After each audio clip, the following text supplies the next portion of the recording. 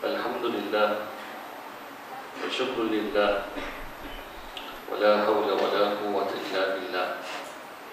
Allahumma salli wa sallim ala sayyidina Muhammadin wa ala ali sayyidina Muhammad miftahi ibadi rahmatillah, adada ma fi ilmillah, salatan wa salaman daimaini bidawam mulkillah, wa ala alihi wa sahbihi wa man wala. Syukur kita kepada Allah SWT yang mana yang melimpah kurnia taufik dan hidayahnya, memberikan kita peluang masa untuk sama-sama berada antara maghrib dan isya atas taufik dan kehendak Allah Ta'ala. Dan perlu kita tahu apa yang dipesankan oleh alim ulama, jagalah, peliharalah 4 waktu. Kalau siapa memelihara 4 waktu ini, ianya akan dikurniakan rezeki berbentuk maknawi. Rezeki terbagi pada 2, rezeki hissi dan rezeki maknawi. Rezeki hissi itulah rezeki yang manfaatnya diperolehi oleh fizikal kita, makannya, pakaiannya, tempat tinggalnya, kenderaannya. Tetapi ada satu rezeki yang mana ia lebih lagi dihajatkan oleh setiap kita, jadi rezeki maknawi, ditambahkan kerohaniannya, ma'rifatnya, hakikatnya, cintanya pada Allah, cintanya pada Rasul. Maka itulah terlebih lagi dihajatkan. 4 waktu tersebut ialah pertamanya sebelum subuh. Bangunlah, walaupun terjaga, sedut nafas, sebutlah Allah paling tidak. Kerana udara yang kita sedut ketika mana di pagi hari itu sebelum subuh, udara itu membaikkan rohani. Kemudian menjaganya waktu selepas subuh hingga isyraq. Dan ketiganya sebentar, seketika 20 minit, setengah jam sebelum tenggelam matahari. Dan waktu keempat itu antara maghrib dan isya. Mudah-mudahan dengan keberkatan kita duduk dalam sini antara maghrib dan isya, Allah tambahkan dari kita rezeki untuk maknawi, spiritual, yang mana membaikkan lagi rohani kita. Sebelum saya meneruskan bicara ini, terima kasih banyak atas jemputan ini, kerana saya sebenarnya hanya berganti sahaja kepada Al-Fadhil Ustaz Muhammad Fadli bin Ahmad Al-Yamani, Mudir Madrasah Al-Yamani di Kampung Baru, yang mana saya juga antara daripada murid beliau sebelum menyambung pelajaran ke Yaman, maka duduk belajar dengan beliau. Kerana keusuran yang tidak dapat dielakkan, maka saya diminta untuk menggantikan tempat beliau. Sebelum itu saya memperkenalkan diri saya terlebih dulu, kerana manakala tidak tempat pertama kali saya jejak di sekitar ini. Nama saya Johari bin Muhammad Song, berasal daripada kampung Parit Raja Garat, Jalan Datuk Ali Kusai, Muar, Johor, yang mendapat pendidikan agama di Bandar Maharani Muar, sekolah Madrasah Nurul Quran, sekolah Arab. Kemudian sebentar di Jalan Limpun Batu Pahat di Madrasah Tahfiz. Kemudian menyambung pengajian di Pondok Pasir Tumbuh, Kelantan. Dan setelah itu duduk bersama Ustaz Fadli 2 tahun di Kampung Baru, sebelum melanjutkan pelajaran di Yaman, Hadramaut, di Darul Mustafa. Dan balik ke tahun 2007 dan berkhidmat belajar sekitar Selangor, Kuala Lumpur, dan ada juga satu tempat di Negeri Sembilan di Nilai, dan memegang tauliah Jawi dan juga tauliah Negeri Sembilan. Terima kasih banyak kerana jemputan ini. Maka mudah-mudahan pertemuan ini mengeratkan lagi hubungan kita sesama di dalam mengharungi perjalanan sebagai hamba Allah yang menghabiskan diri kita ini, mudah-mudahan dengan mengikuti jejak Rasulullah SAW. Tentunya dimuliakan oleh Allah SWT. Alhamdulillah, satu perkara yang cukup dibanggakan dilihat kedatangan kunjungan alim ulama daripada Sunnah Jemaah terpampang di papan kenyataan di surau ini, nak menunjukkan bahawa perjalanan bermazhab dan akidah Sunnah Jemaah nampaknya diteguhkan di kawasan tempat tuan ini mudah-mudahan. Dan sudah tentu golongan Sunnah Jemaah ini kami datang ke bulan Rabiul Awal, mesranya, meriahnya dengan majlis-majlis yang disebut Maulid Rasul. Sebelum kita melanjutkan bicara kita ini, ingin dibincangkan, dicerahkan tentang perkataan Maulid. Perkataan Maulid itu datang dari perkataan walada, yakni lahir, walada yalidu. Habis itu Maulid pergi kepada makna isim makan, nama menunjukkan tempat, ataupun nama menunjukkan masa. Maka Maulid kita ambil dengan makna masa ini, masa kelahiran. Kalau dulu saya di Johor lihat orang tua sebut Maulud, sekarang dah masuk Maulud dah, bulan Maulud. Mungkin orang sana waktu tua dulu lebih mesra kata Maulud, karena lepas majlis Maulud isi mulut. Tak kisahlah sama ada Maulud ataupun Maulid, yang pentingnya dalam majlis tersebut ada yang selawat. Dalam majlis tersebut adanya menceritakan tentang sirah perjalanan Rasulullah SAW. Cuma ada segelintir masyarakat yang rasa allergic dengan perkataan Maulid, menyebabkan mereka tak berselesa. Ala kelihatan taklah tu. Sebelum kita nak mengatakan amalan Maulid itu benar ataupun tidak, memang secara khususnya perkataan Maulid tidak wujud pada zaman Rasulullah SAW. Sebutan-sebutan itu tidak ada diwawarkan, cuma zaman terkini sahaja.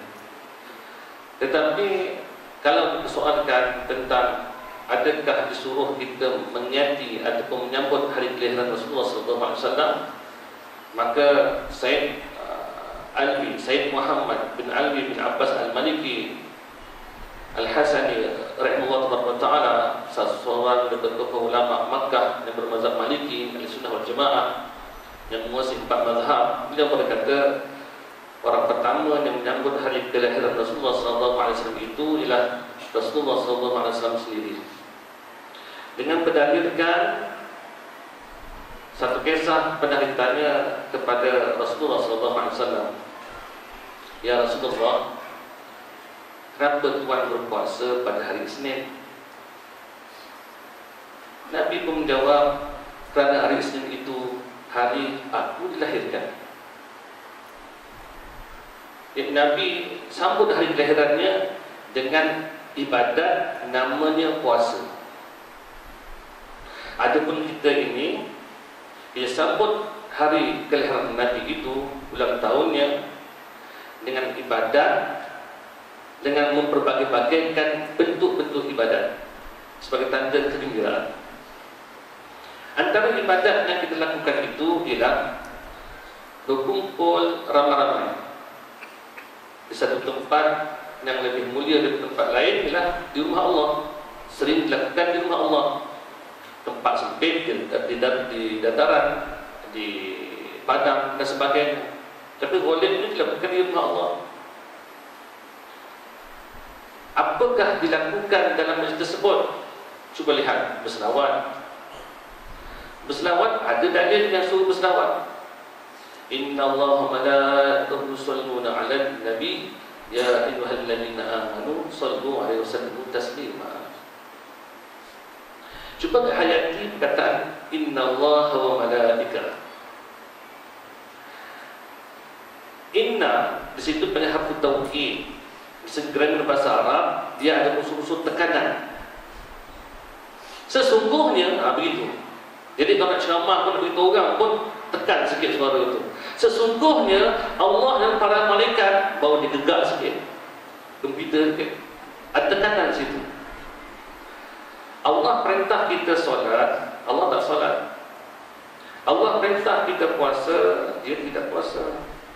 Allah perintah kita pergi haji umrah, dia tak buat haji umrah. Jihad, belajar, semua hukum diturunkan. Tetapi Allah perintah suruh kita berselawat, Allah juga suruh berselawat.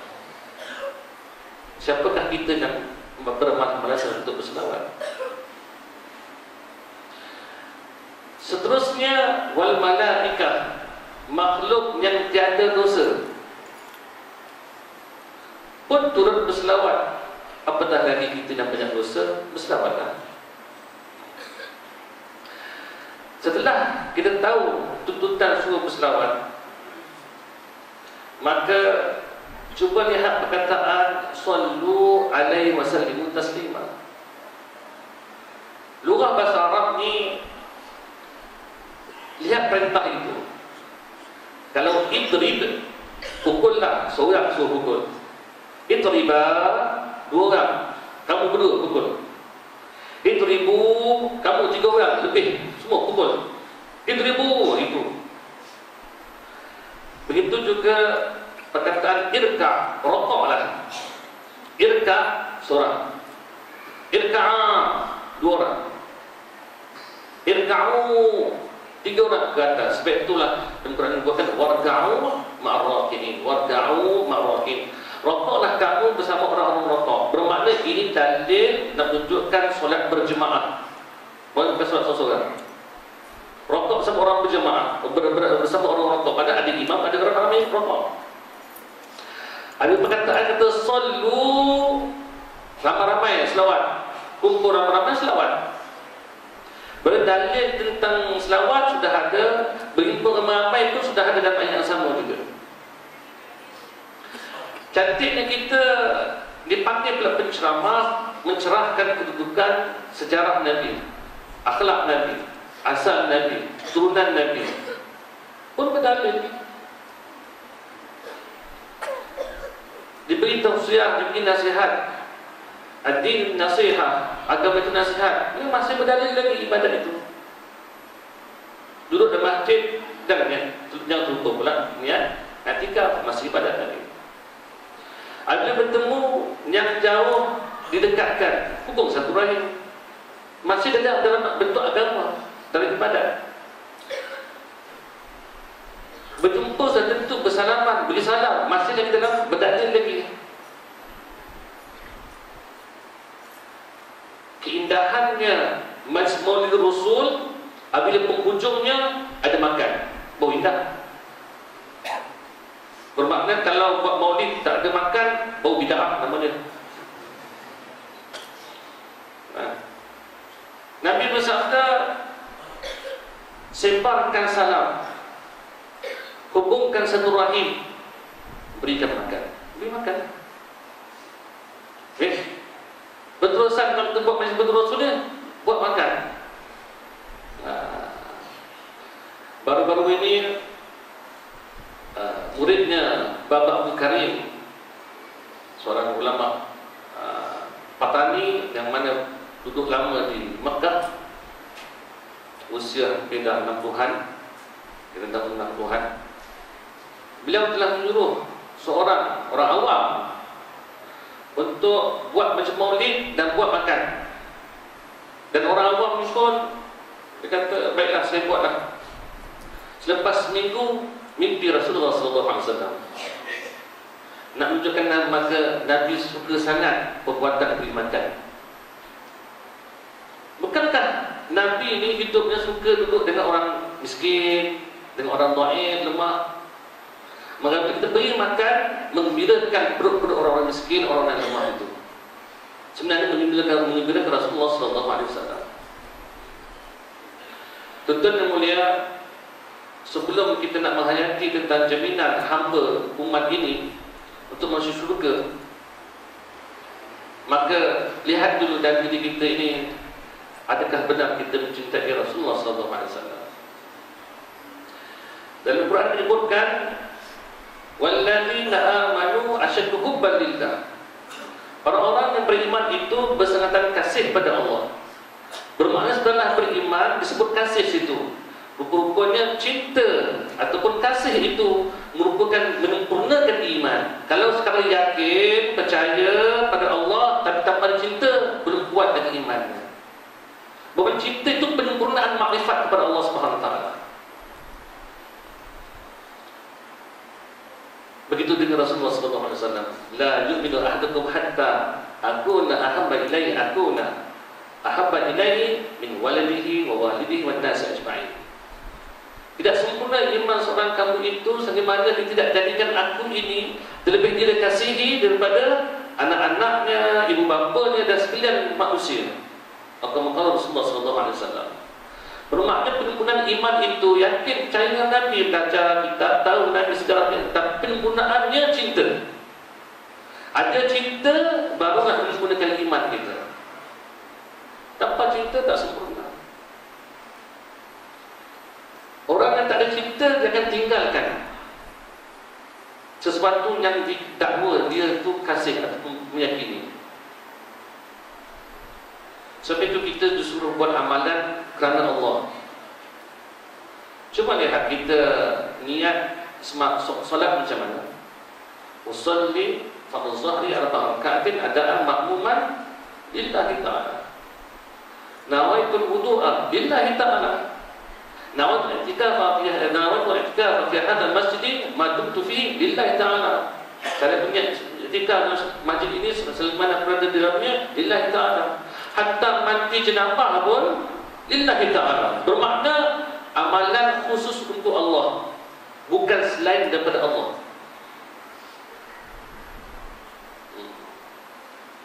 Hatta bukan kerana syurga sekalipun, hatta bukan kerana pahala sekalipun. Sebab apa? Pahala ganjaran syurga itu semua itu ghairullah, selain daripada Allah, bukan Allah. Allah itu zat yang wajib wujud. Dia menciptakan syurga, dia menciptakan neraka, dia menciptakan ganjaran pahala. Jadi lillah itu untuk Allah, bukan untuk syurga. Tak ada di antara kita banyak usalli fardhu zuhri arba'a raka'atin adaan makmuman lil jannatil firdaus, untuk syurga firdaus. Tak. Fadilah dalam kitab daripada amal ini menceritakan buat itu dapat ini, buat itu dapat ini, buat itu dapat ini, untuk memotivasi, mendorong kita pergi kepada amal. Ketika beramal kerana Allah, kalau buat kerana Allah pasti pahala dapat, itu jaminan tak? Justru itu jangan berfikirkan jaminan tersebut, pahala itu. Fikirkan Allah. Ini kita sebelum nak pergi kepada Allah, sebelum benda Nabi pergi kepada Allah dulu. Seseorang dah 4 tahun hari-hari baca surah Waqiah sebelum tidur. Sebab sabda Nabi berbunyi, ajarkan ahli keluarga kamu, anak-anak kamu membaca surah kaya, surah Waqiah. 4 tahun beramal dengan surat duha, dihamparkan murah rezeki. Selepas 4 tahun beramal surat duha, tak berhenti, baca Waqiah tak berhenti, tak kaya-kaya pun. Jumpa ustaz, ada tak amalan lebih piau daripada ni? Kenapa nak tinggalkan amalan tersebut? Sebab kita selama ni beramal dengan Allah akad jual beli. Kita kan jual beli kan, ada kita memberi dapatkan barang. Begitulah kita dengan Allah beramal, begitulah cara kita. Aku buat baik ni, aku buat baik ni. Memang gitu dengan Allah Taala. Tak malu. Memang tak tahu malu. Siapa cipta kita? Allah. Siapa cipta roh kita? Allah. Siapa cipta kekuatan kita? Allah. Siapa cipta akal kita? Allah. Siapa cipta gerak kita? Allah. Wallahu khalaqakum ma ta'malun. Dan Allah ciptakan kamu dan apa yang kamu kerjakan. Allah ciptakan. Lepas tu dah diciptakan kita dengan amal soleh, dia pula beri kita pahala walaupun tak minta. Tapi kita tak sedar minta. Ustaz, dalam hadis menyebutkan Nabi mengajar doa, Allahumma inni as'aluka ridha wal jannah. Ya Allah, kurniakan aku syurga, minta syurga, minta jauh daripada neraka. Itu doa tu macam mana? Ad-doa mukhul ibadah. Doa itulah patinya ibadat. Antara ibadat di samping solat, puasa, zakat, haji, berdoa itu ibadat. Hanya nak menyatakan pengabdian diri, itu sahaja. Kalau kita terus meminta, mengharapkan hasil yang diminta, tak dapat, ketekan tak? Ketekan, akhirnya salahkan Allah. Dan inilah wujud di dalam masyarakat kita. Mana tauhid di situ? Seorang pelajar bawa saya ke pejabatnya. Dia mengadu hal bahawa di pejabatnya ada pegawai yang dah umur 50-an, maka pakcik lah. Dia umur dia lagi 20-an. Tiba-tiba mengeluh. Sebab apa mengeluh? Dia kata, aku hari-hari jaga sembahyang, hari-hari sembang duha, hari-hari baca Quran, hari-hari bangun malam. Tapi kenapa susah hidup ni? Allah, kesiannya. Sembahyang, buat duha, tapi mengeluh dengan Allah Ta'ala. Allah, kesiannya. Dikhabarkan rupanya tertekan dia melihat staf baru confirm saja kerja 6 bulan 7 bulan, buat itu beli kereta baru, dia pakai kereta lama lagi. Itu tertekan dia.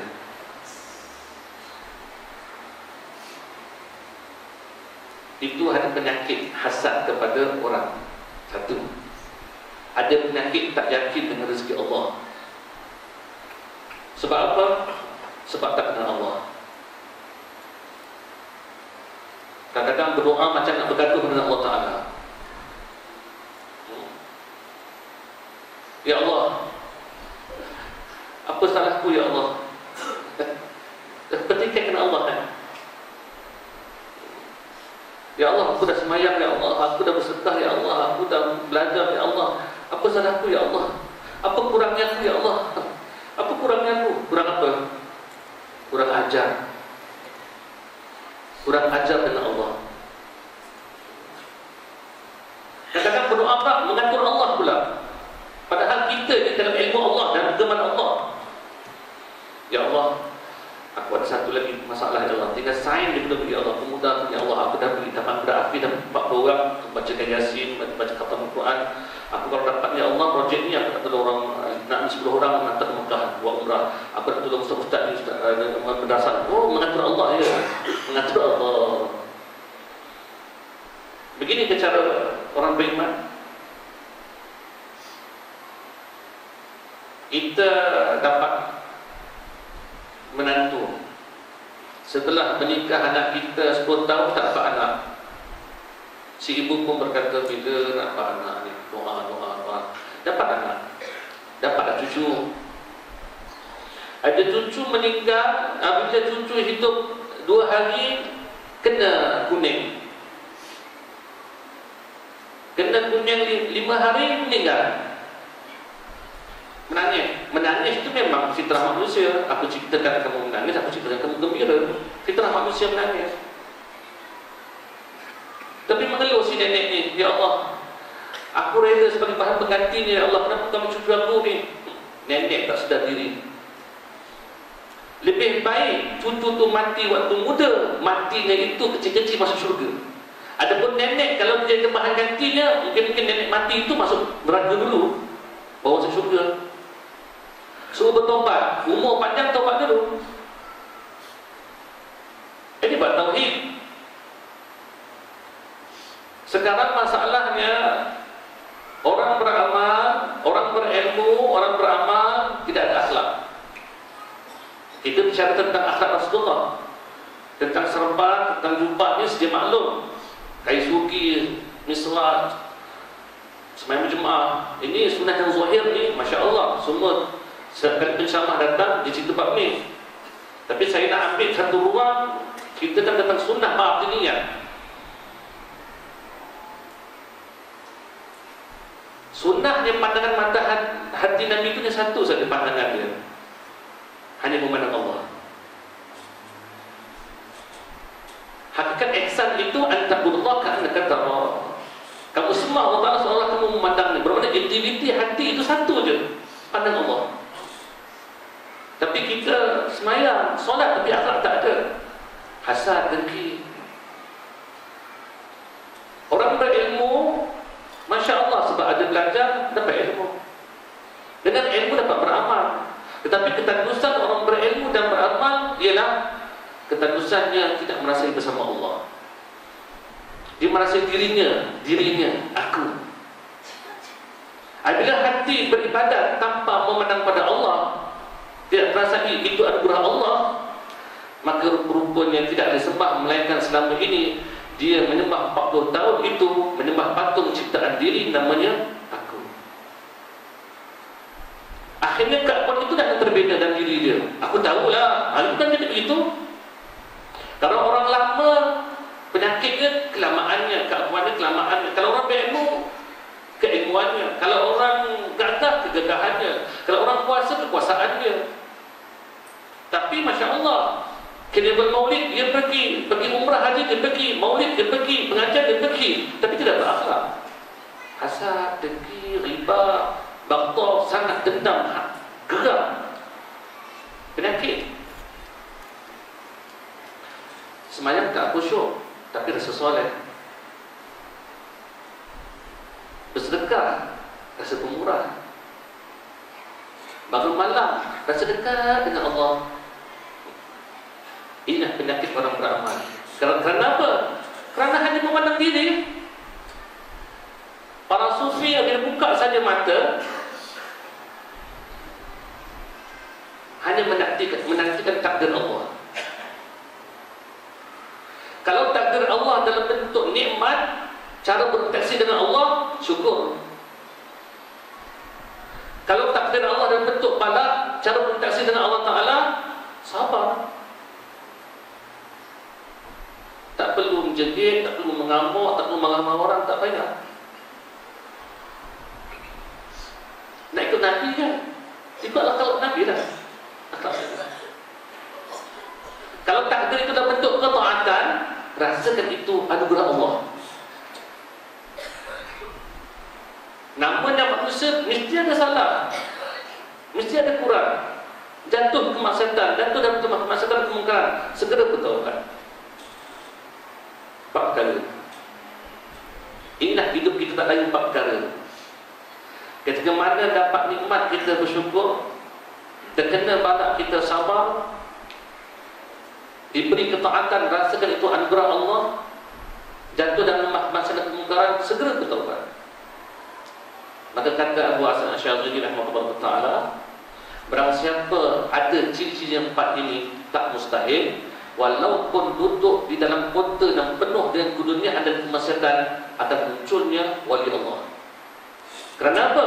Para wali hanya memenang pada Allah saja. Kita tidak. Setiap kali balik ke kedai, pandang-pandang, kenapa Kerana apa? Setiap kali tengok harga naik, aduh sakit. Bayar tol sakit.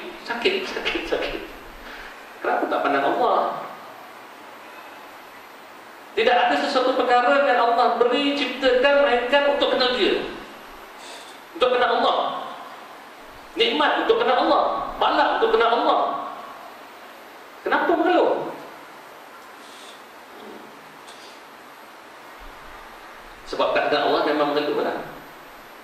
Dan hadis Qudsi menyebutkan, kuntu kanzan makhfiyan fa aradtu an u'raf fa khalqu khalqa liya'rifuni. Apa maqala Rasulullah sallallahu alaihi wasallam. Dan hadis Qudsi menyebutkan, Allah berfirman, aku ini kebenaran yang terpendam lagi tertutup. Aku hendakkan bahawa aku ini dikenali, dan aku ciptakan makhluk ini untuk aku itu dikenali, untuk kenal Allah. Ya, untuk kenal Allah. Sebab itu kata Arabillah, man arafa nafsahu faqad arafa rabbahu. Siapa kenal dirinya, maka dikenal Tuhan dia. Kenal diri kita makhluk kan? Kenal makhluk diciptakan Allah Ta'ala. Bermakna kalau barang naik pun untuk kenal Allah lah. Tujuan kita ni kenal Allah, ibadatnya kenal Allah tu. Isteri ditegur-tegur, marah dia. Awak nak sedai baju jangan berkembar. Awak baru 2 hari di masjid dan tutup alim. Dah. Terima dah. Jangan bergaduh. Besok tegur lagi, nasihat lagi.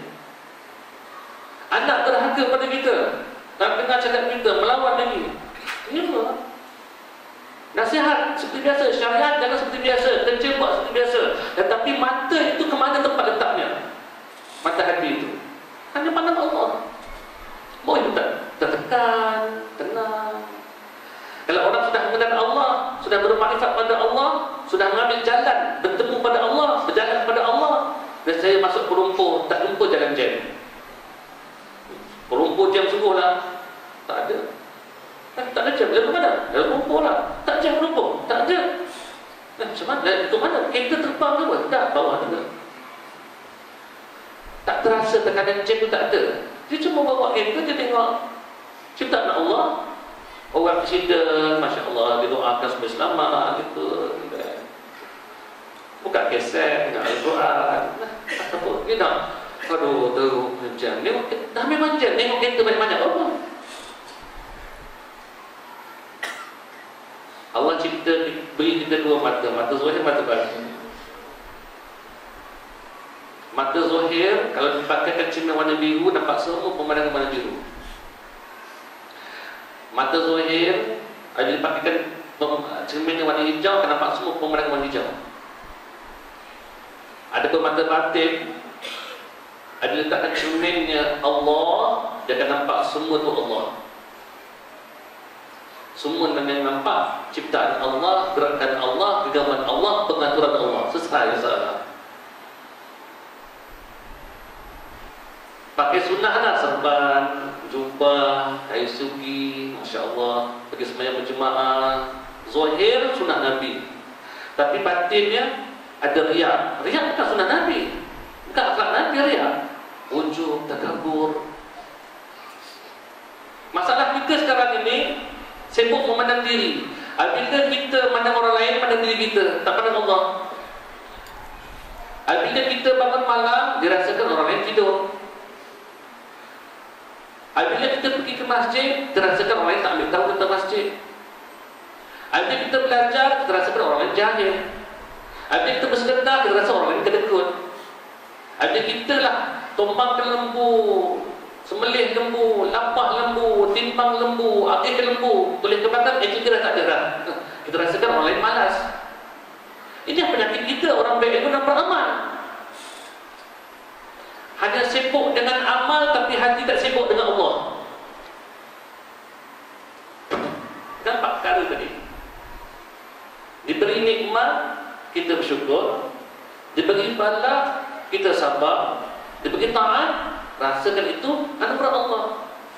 Justru itu tuan-tuan sekarang berada di surau ini, rasakan ini anugerah Allah. Jangan rasa diri ini lebih mulia, lebih baik daripada orang di luar sana. Jangan sama sekali. Itu penyakit. Orang alim ada penyakitnya, orang berilmu ada penyakitnya. Makin tambah ilmu, tambah jauh. Nabi bersabda, "Mazdada ilma lam yazdad huda, wa lam yazdad minallah illa huda." Barang siapa bertambah ilmu tapi tidak bertambah petunjuk, takwa tak tambah, zauqnya tak tambah, feeling bersama Allah tak tambah, cinta pada Nabi tak tambah, cinta pada Allah tak tambah, takwa tak bertambah, makrifat tak bertambah, tidaklah bertambah daripada Allah tu, melainkan bertambah jauh. Tambah ilmu tambah jauh, tambah ustaz tambah jauh, panggil ustaz tambah jauh. Kenapa? Sebab hati tak sibuk dengan Allah. Kaedah kita di sini, setiap amalan yang diterima Allah pastinya sah. Mana mungkin Allah terima amalan tidak sah. Wuduk dia betul dengan air mutlak, pakaian tutup aurat sempurna, tidak aurat tidak terdedah, pakaian tidak ada najis, hadap kiblat, sah. Mana mungkin Allah terima amalan yang tidak sah. Sudah tentu Allah terima amalan yang sah. Jadi kaedahnya di sini, setiap amalan yang diterima Allah pastinya sah, tetapi bukan setiap amalan yang sah itu diterima Allah. Pegang betul-betul. Kalau betul rokok sujud kita, baca Fatihah kita, wuduk kita sempurna, tapi belum tentu diterima Allah. Bermakna mengesahkan amalan fiqh punya kerja. Terima tak terima itu tauhid. Kalau fiqhnya betul, tauhidnya bermasalah, biasa kita. Kan dalam hadis terutama tentang kelebihan amal ini menyebutkan besok di padang mahsyar di mahkamah Allah SWT datang 3 golongan. Golongan pertama daripada alim ulama. Ya Allah, kami telah membantu agamamu dengan mengajarkan si jahil dapat ilmu, buka madrasah, buat kolej dan sebagainya. Maka ditebak, kamu dusta. Kamu buat itu supaya kamu dipanggil syekh, Tok Guru, Syekh, banyak dah. Diheret dan mati neraka. Datang ke satu golongan syuhada, kami telah berjihad untuk agamamu, tegakkan syiarmu. Kamu telah mati dalam peperangan. Diteplak, kamu dusta. Kamu buat demikian supaya kamu dipanggil si syahid, pahlawan, pendekar. Maka diumpan dalam api neraka. Datang golongan ketiga pula, ya Allah, kami dah gunakan harta kami infak, buat itu, buat ini, buat pembinaan, bantu sekolah, bantu itu sebagainya. Ditembak, kamu dusta, kamu buat supaya kamu paling dermawan. Tolak, bukan untuk amal soleh, buat amal soleh, tetapi ditolak semua. Kerana apa? Masalah tauhid. Jadi betapa pentingnya hidup ini beriman pada Allah. Dan iman kepada Allah itu tak sempurna melainkan disertakan dengan cinta. Walladzina amanu asyaddu hubban lillah. Orang beriman itu bersangat kasih pada Allah. Tuan-tuan yang mulia, kita nak lihat Allah tak mampu. Maka Allah wujudkan, lahirkan satu insan yang unggul untuk kita alihkan cinta kita itu kepada beliau, dan itulah rupa-rupanya pintu untuk bermakrifat pada Allah. Takkan sampai kalau kita tak jumpa pintu ini. Apa dia? Rasulullah SAW. Daripada rukun iman yang 6 itu, kunci nak membuka antara mengenalkan kita dalam alam pada alam kasar ini, alam zahir ini, kepada alam ghaib, beriman pada Allah, malaikat, kita turunkan para rasul, hari kiamat, qada qadar, pintunya lah ma'rifatul rasul, mengenal rasul. Kalau seorang itu mendakwa dia bermakrifat pada Allah tapi tanpa melalui pintunya ma'rifatul rasul, takkan sampai selama-lamanya kepada ma'rifatullah, takkan sampai. Alif lam ha, Allah itu dipanggil ismu zat, nama, kata nama bagi diri yang wajib wujud. Jadi Allah tu Tuhan yang wajib wujud. Allah, namanya Allah. Adapun Muhammad itu adalah nama, dipanggil ismu sifat, nama bagi sifat. Soalannya, sifat siapa? Sifat Allah. Bermakna Allah yang bersifat dengan sempurna, jamalat, indah, kamalat, sempurna itu Allah terjadikan kepada, Allah terzahirkan kepada hamba Allah yang unggul ini, Rasulullah SAW. Maka Nabi telah memiliki sifat-sifat Allah yang sempurna dan indah. Sebab itu dia kata, innaka ala khuluqin azim, engkau yang Muhammad memiliki akhlak yang azim, yang agung. Akhlak siapa? Akhlak Allah. Sifat siapa? Sifat Allah. Rahman, Rahim, Karim, Sabur, Syakur, semua dah ada pada Rasulullah SAW. Sebab itu barang siapa berkata makrifat pada Allah, tak sempurna makrifat, melainkan kena pintunya makrifat Rasul. Orang yang telah tenggelam dengan Rasulullah SAW, Masya Allah. Rasul membawa syariat zahir dan batin. Zahir pakai serban, sunnahnya, sembahyang jemaah, jaga witir, jaga itu sebagainya, puasa Isnin Khamis. Sunnah batinnya tawadhu, rendah diri, halim, tak cepat melenting, sabar, qanaah, memadai. Itu sifat Nabi itu. Kita kadang-kadang serban juga, tapi kalau mengamuk, tak hilang serban. Belajar kitab tasawuf. Kitab tasawuf itu isi kantungnya semua akhlak yang baik. Akhlak baik itu akhlak Rasulullah SAW. Tapi kita baca kitab tasawuf, Masya Allah, khatam.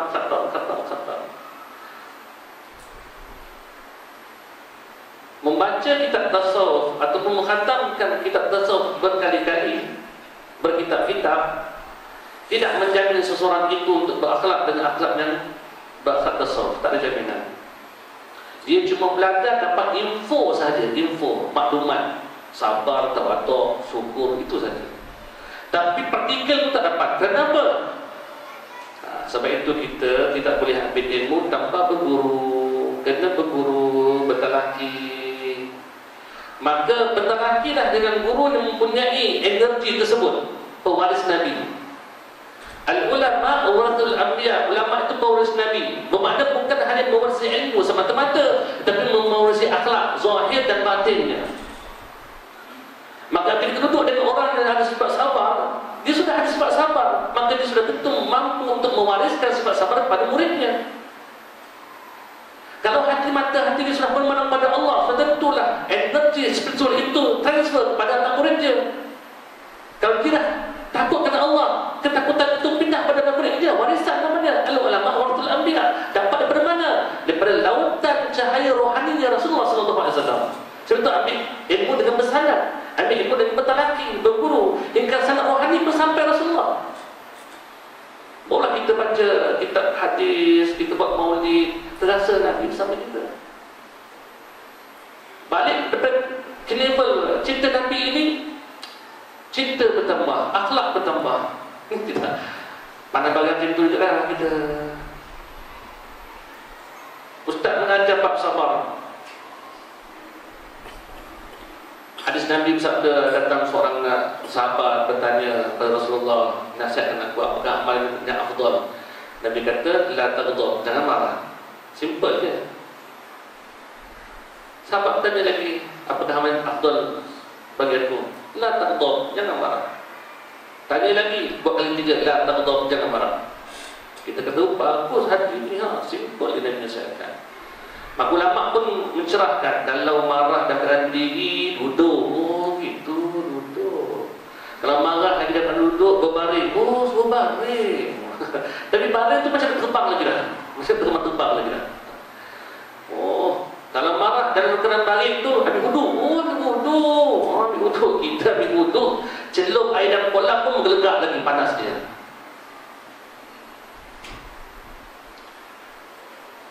Lepas tu kalau dalam dah ambil wudu tu dah buat apa? Kan panas tu, marah tu kan daripada api, unsur-unsur api, syaitan. Air sifatnya sejuk, diharapkan sempena sejuknya air tu sejuklah kita ni. Tapi tak boleh, panas juga. Maklumlah keturunannya panglima lidah hitam. Maka disuruh turun ke bumi, dempitkan pipi ke bumi. Ataupun ambil tanah, letak tanah kat kepala. Supaya apa? Mengingatkan aku asal daripada tanah, kembali ke tanah juga. Apalah lebihnya. Surdakan sikit ada.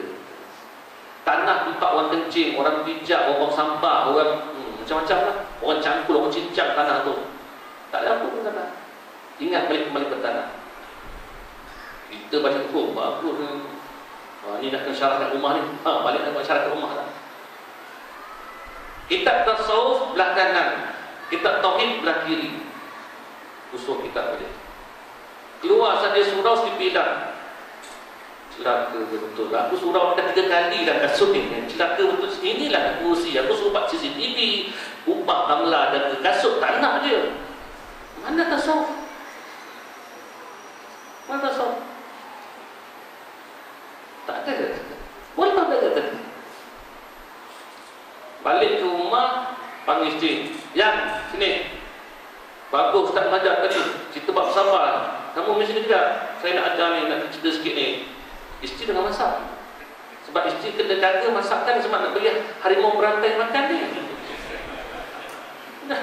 Itu penting lagi dia kata. Syarah-syarah tu nanti dulu. Bab agama masak tu penting sangat.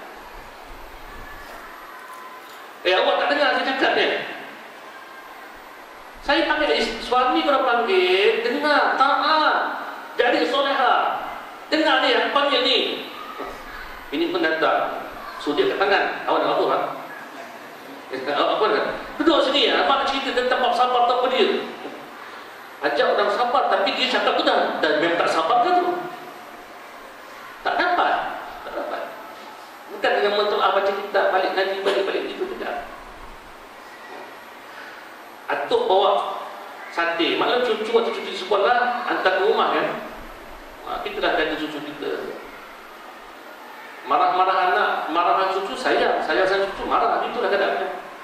Engkau lah ikan, engkau lah batu cucu, engkau lah syaitan, engkau lah hantu.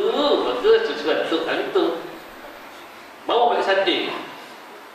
Pasal malam bawa balik sate. Atuk pergi sate ni.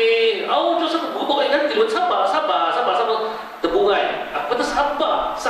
Bodoh. Sabar. Siapa yang tak sabar? Atuk yang tak sabar. Sebenarnya cucu itu cermin datuk. Datuk dia perangai itu. Itu cermin dia. Begitulah orang kalau dia kata, orang tua tu memang sombong orangnya. Siapa sombong? Taklah mengenal si sombong, mereka orang sombong juga lah. Kadang-kadang kita, dia Yahudi, dalam diri kita ada sifat keyahudian. Kafir ni, dan diri kita ada sifat kekafiran. Nabi, si kafir pun tak panggil kafir. Kita lain fikrah je, tapi terus. Masalah kita berpenyakit. Umat kita lah, zaman akhir inilah yang banyak mengkafirkan orang. Dah kafir orang, bunuh lagi dia tu. Masalah kan? Ya. Di mana tempat masalahnya? Di sini. Sebab itu dicipta lagu, tertekan kan? Ciptaan lagu tu sakitnya di sini. Kenapa sakit sini? Sebab tak kenal Allah, tak kenal Rasul. Jadi bukan hanya sekadar tadah kita memenuhkan kuliah di masjid, di surau maupun di tempat pengajian, tapi kena ada tarbiyah, didikan rohani. Bermakna bergurulah kita dengan orang yang menjalin perjalanan tarbiyah kerohanian dan juga tazkiyah kesucian dalam hati. Bawalah energi spiritual itu berpindah kepada kita dan kita memilikilah cahaya-cahaya tersebut. Bawalah berubah. Apabila berubah akhlak pada akhlak yang baik, maka itulah akhlak Rasulullah SAW. Boleh manfaat dilihat dalam majlis maulid, keniwa cinta Rasul dan ajaran-ajaran itu ajar oleh ulama supaya kita mendekati Rasulullah SAW. Jadi tanda cinta kepada Nabi itu ikut Nabi. Qul in kuntum tuhibbuna Allah fattabi'uni yuhibbukum Allah wa yaghfir lakum Wallahu ghafurur rahim. Qul in kuntum, kamu kata cinta pada Nabi Muhammad itu ikut dia, fattabi'uni. Tapi masalah kita sekarang ni, ayat qul in kuntum tuhibbuna Allah dijadikan ayat pengasih.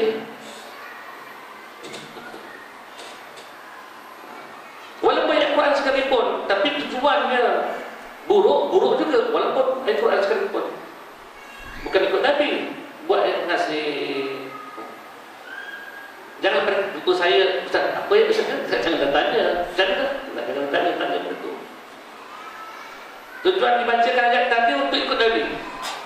Ikut Nabi bukan pada zahir kelakuan, tapi batin kelakuan kita tu. Ikut Nabi.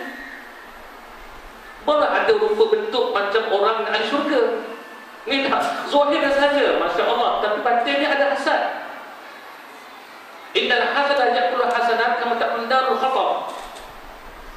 Nabi bersabda, sesungguhnya hasad dengki itu memakan segala amal kebajikan bagaikan api memakan kayu api.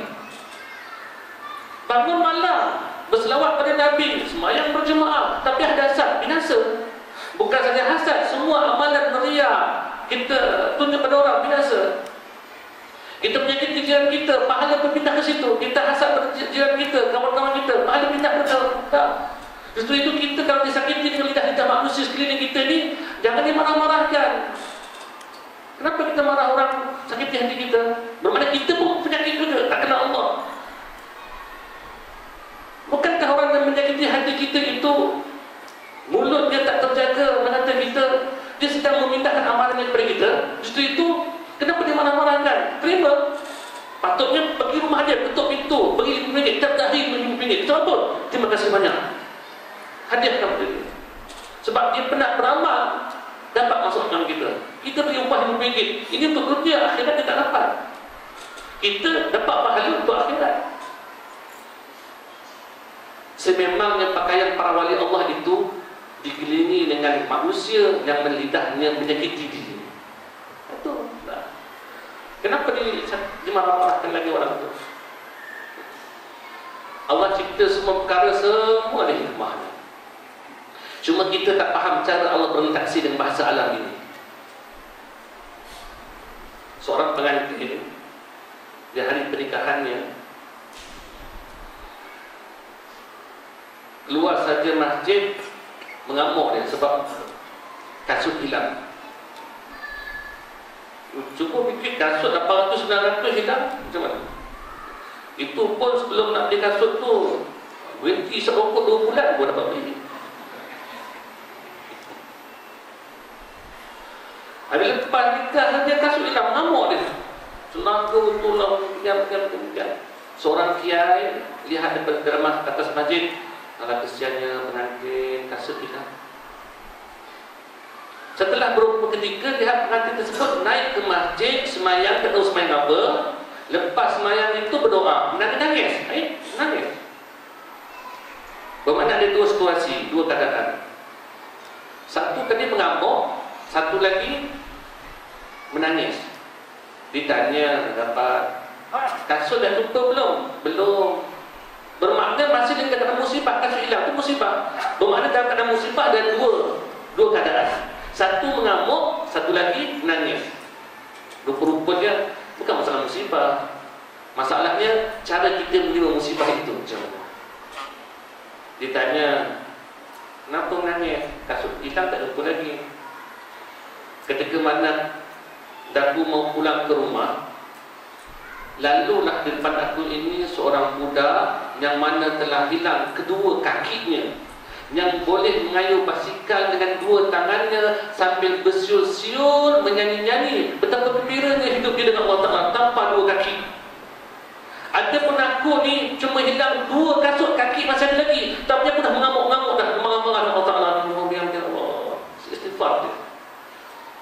Bermakna Allah berinteraksi dengan hamba-Nya itu dengan digerakkan budak yang dua kaki tak ada itu, kayu basikal ke depan dia. Boleh saja Allah gerakkan tempat lain, tapi dalam depan dia. Itulah cara Allah berinteraksi dengan kita. Tapi kita tak faham. Seorang pemuda lihat buah semangka. Berapa? Buah tepikai. Belah Johor kata semangka. Belah Kelantan timun. Saya waktu tu pondok, tumpang pondok kawan, baru jumpa lah tumpang dia. Tak apalah kita nak pergi beli buah timun sebentar. Bawa balik buah tepikai. Dan dia kata, mana timun? Tu timun. Oh, lain padang, lain belalang. Jadi buah tepikai itu lihat ketawa dia. Tepikai benda besar, buah benda besar, pokok dari kecil agak buah pun tak larat. Ketawa dia. Ketawa dengan ciptaan Allah. Padahal Allah pencipta yang maha sempurna. Ketawa dia tepikai agak buah pun tak larat. Di depan dia pula ada buah pokok beringin.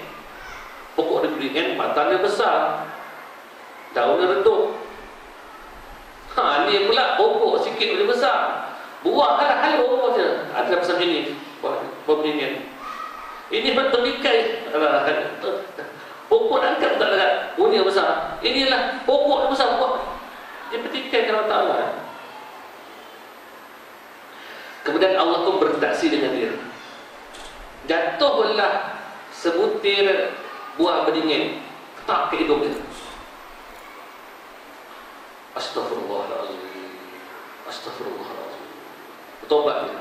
Hari itu dia bertobat. Cuba bayangkan kalaulah buah beringin itu besar macam buah tepikai. Cuba fikir. Jangan komplain Allah Ta'ala. Allah buat cukup komplit, cukup sempurna. Buah beringin itu pokok dia rendang supaya kita penat boleh berteduh, jatuh buah tak ada masalah, tak ada musibah. Kalau buah temikai, kalau buah macam buah temikai jatuh pecah, bila nak makan? Untung buah temikai cuma boleh kat bumi je, tak boleh jolok-jolok dah. Kalau tuan-tuan ada tanam buah temikai di tangan rumah, tarik ke wayar panjang, bawa ke blender kat situ, straw kat situ juga, selesai masalah. Cukup mudah Allah ceritakan. Jangan komplain Allah Ta'ala. Selawat-selawat juga, malam-malam betul, tapi dengan Allah Ta'ala, hari-hari kita nak gaduh dengan Allah Ta'ala. Sebab tak kenal Allah, memang nak gaduh dengan Allah Ta'ala ni. Allah proteksi dengan kita. Waktu harga murah, duit tinggi, sombong kita dengan Allah Ta'ala. Nabi bersabda, makanan jatuh, ambil balik. Kalau kotor, bersihkan, makan. Jadi adabnya dalam sedikit menyebutkan kalau makanan itu jatuh, kita tangan dia sibuk dengan dah pegang-pegang lauk semua ni jatuh. Ambil tangan kiri, letak tapak tangan, makan tangan. Itu adab dia, disiplin dia. Kita bukan ambil makanan daripada yang jatuh makan, yang atas pinggan kita buang. Tak itu. Tak sombong kita dengan Allah Ta'ala. Sombong, katakan sombong, takabur. Allah masukkan rezeki dalam rumah, kita buang rezeki luar rumah. Betapa sombongnya kita. Baik, sekarang Allah berinteraksi dengan kita, naikkan harga barang. Maka Allah Ta'ala juga, inilah masalah kita tidak bertauhid, berselawat dan tidak bertauhid, belajar dan tidak bertauhid, tak kenal Allah. Tak kenal Allah. Lepas salahkan pemimpin. Kenapa salah pemimpin? Salahkan diri kamu sendiri. Baca kitab hadis ini.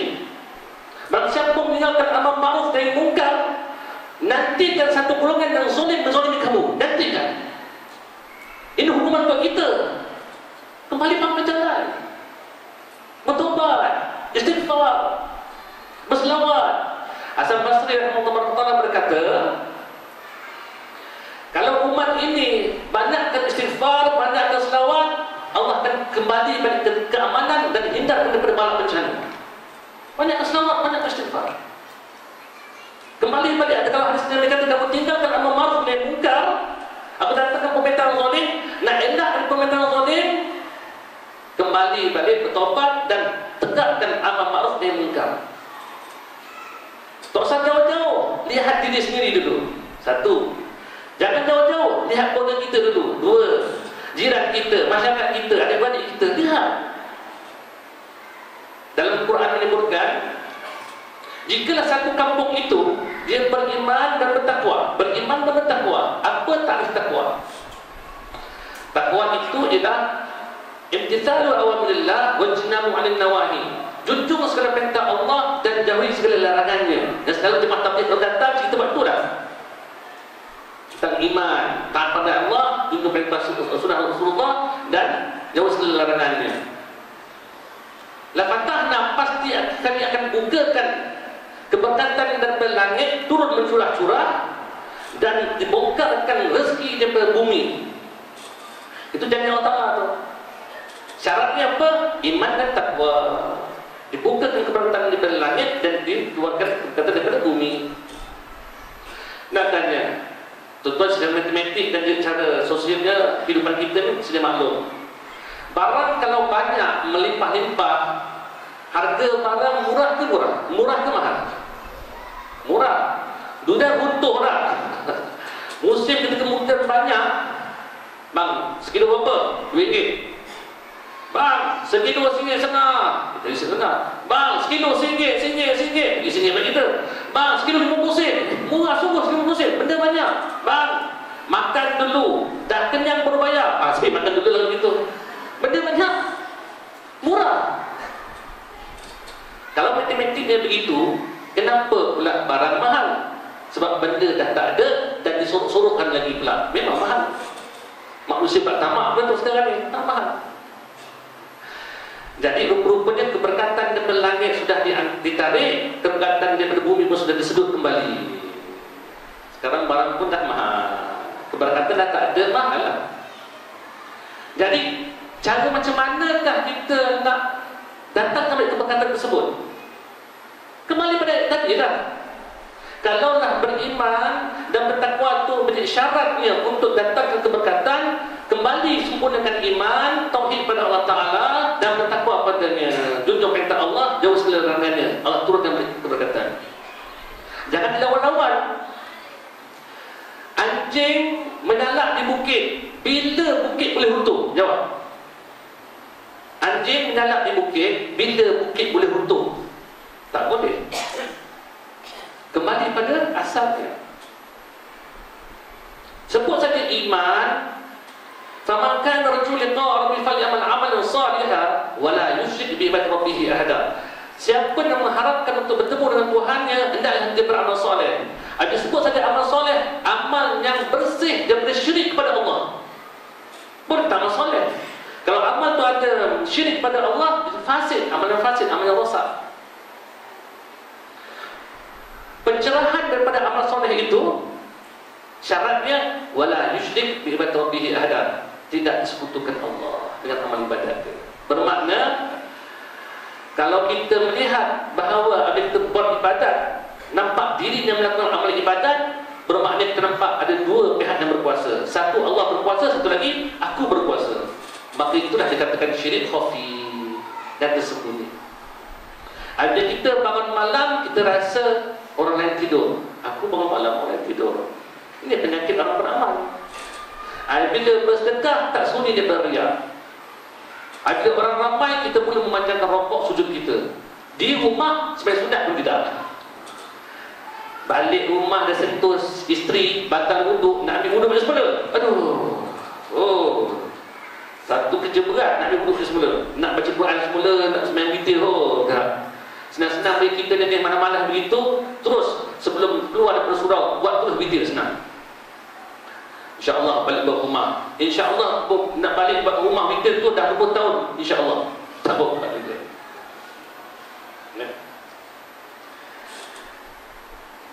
Jadi ikut Nabi, ikut jiwa Nabi, hati Nabi. Amalan zahir, gerakan akhlak batin, kemudian i'tiqad Nabi. Pertama tadi apa? Ikut sunnah yang zahir, akhlak zahir. Sabar, tumpah, sembahyang berjemaah, mengajar, berjihad, berdakwah. Kemudian ikut akhlak batin. Akhlak batin sabar. Alhamdulillah.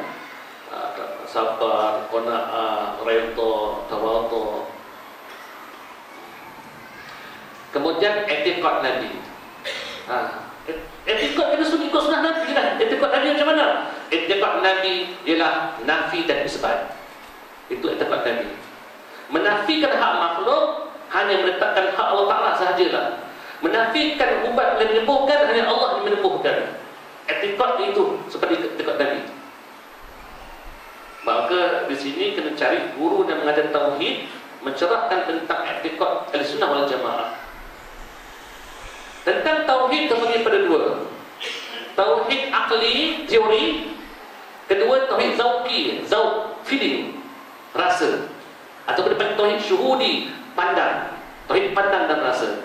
Pandang inilah yang dikatakan anta berullah ka'annaka tara. Kamu sembah Allah Ta'ala seolah-olah kamu memandangnya. Ini tauhid yang kena cari.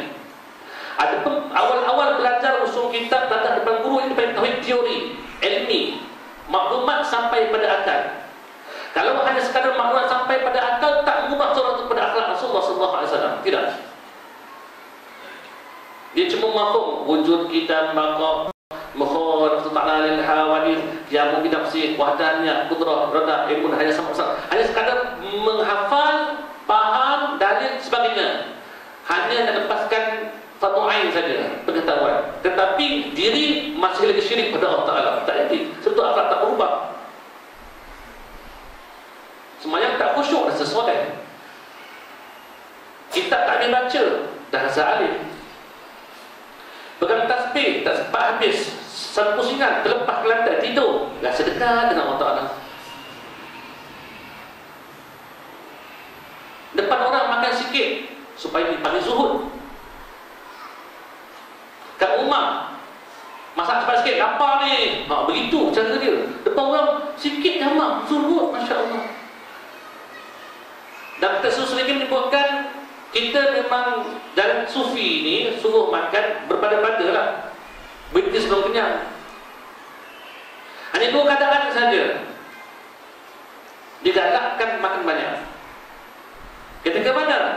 ketika mana kita jadi tetamu, kita datang rumah orang untuk mengembirakan, maksud makan malam itu untuk mengembirakan tuan rumah. Dia penat berpagi tadi ke pasar, masak, kita makan tambah, suka dia. Oh ya Allah, mengembirakan tuan rumah, tambah makan.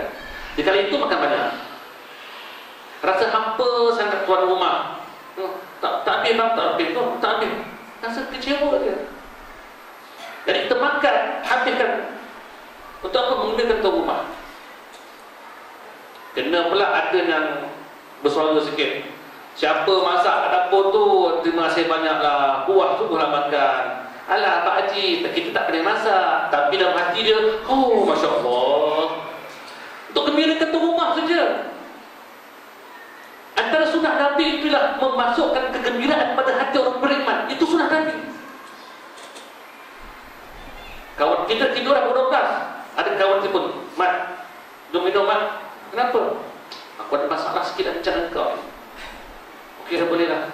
Duduk dengar bed pukul 12 dari pukul 1 sampai beda secawan teh ya, di belanja. Ya kau. Tak apalah aku makan kau.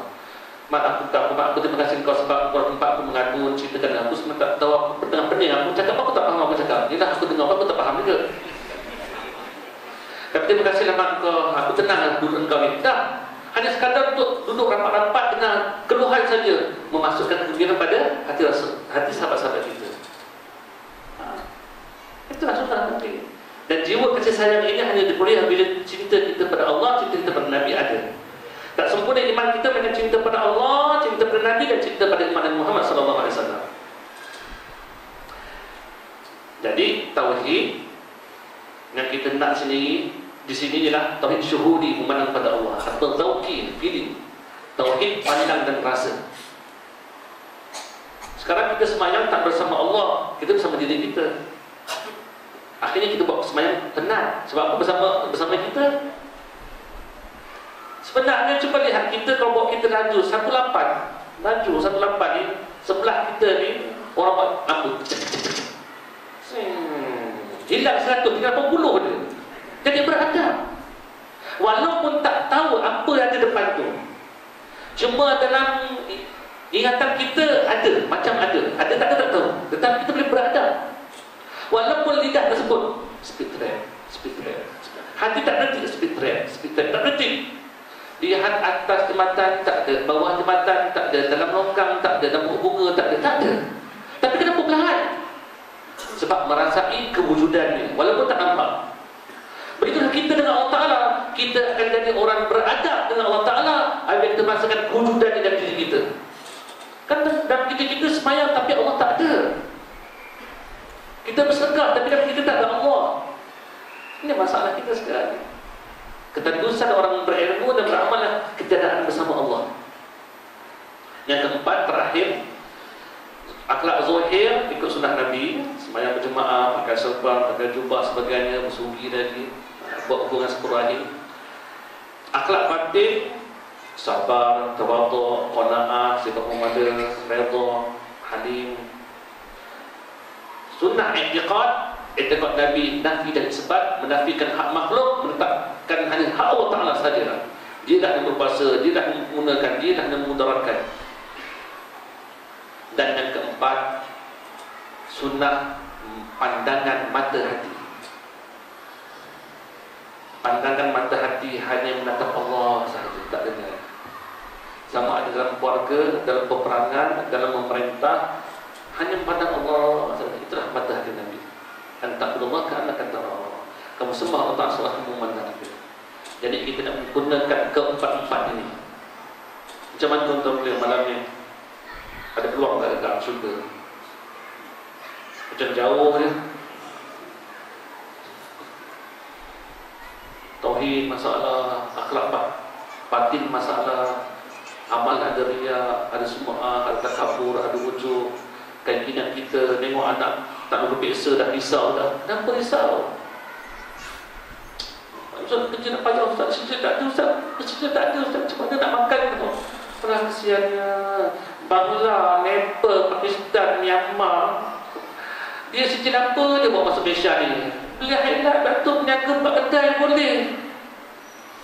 Di pasar burung selayang tu kami lihat lembu korbannya orang-orang Myanmar itu lebih tinggi daripada orang Malaysia. Cuba orang Malaysia tinggi sana, ada gini. Lembu dia tinggi ni dah. Lembu kita gini. Lembu dia singkung jatuh. Kalaulah 7 bahagian bermakna satu kepala, satu bahagian 1,000, satu bahagian 1,000. Bermakna seekor lembu 7,000. Kita pengurusi korban kata tahun ni 500 mahal, dia 500. Nak masuk tidak? InsyaAllah lah, nanti dah saya beritahu. InsyaAllah ada. Dah penghujung nanti, nak masuk tak? Tapi kita tarikh habis 2 hari lagi. Besok. Besoklah saya pagi siang malam ni boleh malam ni. Begitu kita nak keluar duit pun tak ada. Tak boleh kurang lagi ke? Sebab itulah lembu-lembu orang Melayu kita ini kalau sembelih bangun balik lembu tu. Sebab apa? Rupa-rupanya dagingnya liat macam tuannya pun liat keluarkan duit. Sifat kedekut ada lagi. Sedekah ragu orang. Tabung lalu depan mata. Lalu depan mata. Buka tabung tengok. Keluar RM10, letak RM10, ambil 1, 2, 3, 4, 5, 6, 7, 8, 9. Tutup duit. Masuk RM10, tetapi sedekahnya RM1. Wah, payahnya kita. Tak ada akhlak batin, tak ada. Anak jiran keluar dari rumah, usung beg tarik. Akak ni nak ke mana? Kita makcik nak pergi masuk universiti. Masuk universiti. Adik keluar sama adik bawa beg. Ni adik dia nak ke mana pula? Makcik kita nak masuk kolej Islam. Perempuan kalau berani tinggi pun kenapa juga kan? Kenapa cakap begitu? Sebab hasad. Sepatutnya makcik suka tengok kamu ni, dapat jiran kamu ni, kamu belajar tinggi, insya-Allah makcik doakan sepuluh lebih. Sepatutnya begitu. Sebab apa hasad? Sebab anak kita ini seorangnya sebeli kerjanya lepas PN. Seorang lagi serenti 2 tahun. Itu rasa tak selesa dia. Pengalaman saya, seorang hamba Allah bawa saya ke hospital, beritahu dia dapat cucu 2 bulan duduk dalam palang tu pakai straw je. Khabarnya kesawan, minta tolong doakanlah, saya benar tak. Dan anak dia yang melahirkan cucu dia itu terlihat satu ketika jatuh sampai ke melengkor macam ular. Nampaknya macam ciri-ciri saka tu ada. Jadi jangan pulang, dia hantar saya. Dia ambil dan dia hantar. Ustaz, dia ni Pak Haji lah. Dan dia ni lah pengedar buku di Semenanjung ini dia edarkan. Dia bekerja sebab satu company dan dia edarkan kitab. Tak lama. Dan dia kata, Ustaz, saya sedang mengkaji dan membaca, meneliti bahawa apa tu saka, apa tu jin, apa tu gangguan, apa tu sihir. Dan saya lihat keluarga saya macam ada unsur-unsur saka lah Ustaz. Cuma satu saja Ustaz saya nak tahu Ustaz. Apa dia? Kenapa berlaku pada cucu saya tidak bercucu orang lain? Orang nak semayang, orang nak pergi haji, orang yang jual kita agama berkata demikian. Rupa-rupa dalam penyakit itu ada, dan penyakit apa? Tak lemahnya beriman pada qada dan qadar Allah Ta'ala. Satu. Kemudian timbul penyakit hasad dengan cucu orang lain sehat, cucu dia sakit. Semayang, bukan nak semayang. Sekarang ni kita cuma sibuk ikut sunnah yang zahir saja, tapi sunnah batin tak ambil peduli pun. Ini masalah kita. Jadi sunnah zahir, sunnah batin, sunnah yang i'tiqad, pegangan hati Nabi. Yang keempat, pandangan mata hati. Bagaimanakah pandangan mata hati Nabi? Pandangan mata hati Nabi yang memandang kepada Allah. Walaupun dia bermuamalah dengan sahabat, berperang, berniaga, kemana saja pun pergi, tapi hati mainnya memanang pada Allah. Jadi kita nak ikut sunnah Nabi empat-empat ni. Sunnah zahir, akhlak zahir, sunnah batin, akhlak batin, pegangan hati Nabi dan juga pandangan hati Nabi. Keempat-empat tu bagi menggunakan hidup kita. Wabillahi taufiq, insya-Allah tuan-tuan mulia. Jadi dengan sempurna empat itulah bahawa terbukalah pintu nurul sebagai penjaminan kita kepada masuk ke syurga Allah Subhanahu Wa Taala. Amin ya rabbal alamin. Mudah-mudahan kita muzakarahkan tuan-tuan mulia, kita dapat amalkan, sampaikan, bermohon pada Allah Subhanahu Wa Taala supaya tidak kita dimatikan, melainkan mata hati kita sudah memudahkan aktivitinya, amalnya hanya memandang pada Allah. Man arafa nafsahu ka arafa rabbahu, siapa mengenal dirinya pasti dia mengenal Tuhan dia. Kenal diri ini. Diri yang mana yang saya maksudkan ini? Maksud istilah diri yang batin, bukan diri yang zahir. Diri zahir kalau lapar cari makan, kalau sakit cari ubat, pakai busuk ganti baru, kereta nak sedap sikit tukar baru, rumah tu besarkan. Itu diri yang zahir. Ada pendiri batin itu adalah roh.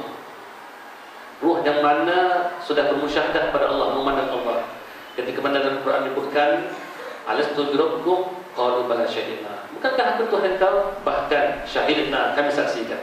Bermakna roh kita ini telah menyaksikan Allah, telah memandang Allah di dalam alam arwah dan berada dalam pelukan kasih sayang Allah. Bermakna fitrahnya kita itu hidup berkasih sayang.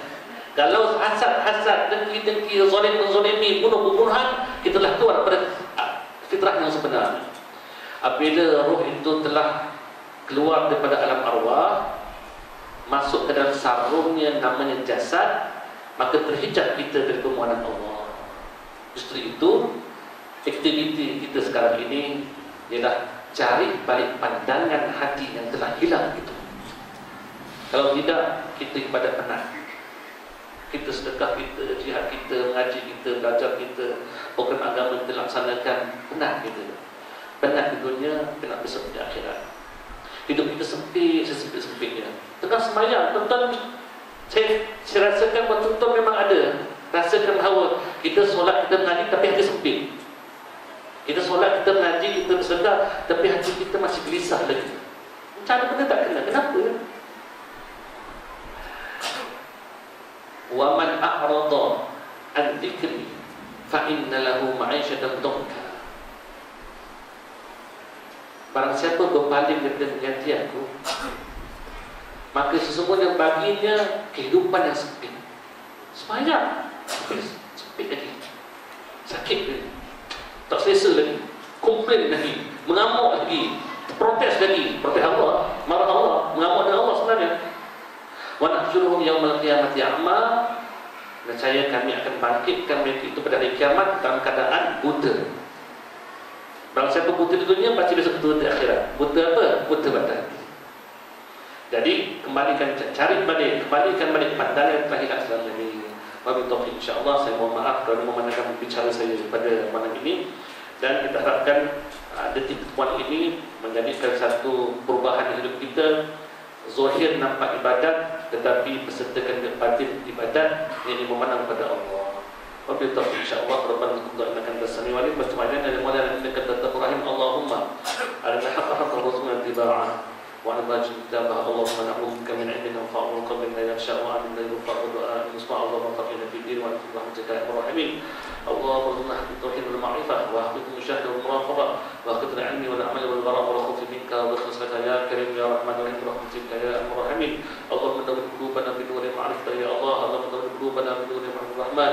اللهم نور قلوبنا بنور معرفة الرحيم برحمتك يا ارحم الراحمين. وصلى الله على محمد وعلى اله وصحبه وسلم. سبحانك وبحمدك عما يصفون. والسلام على المرسلين والحمد لله رب العالمين. بسم الله.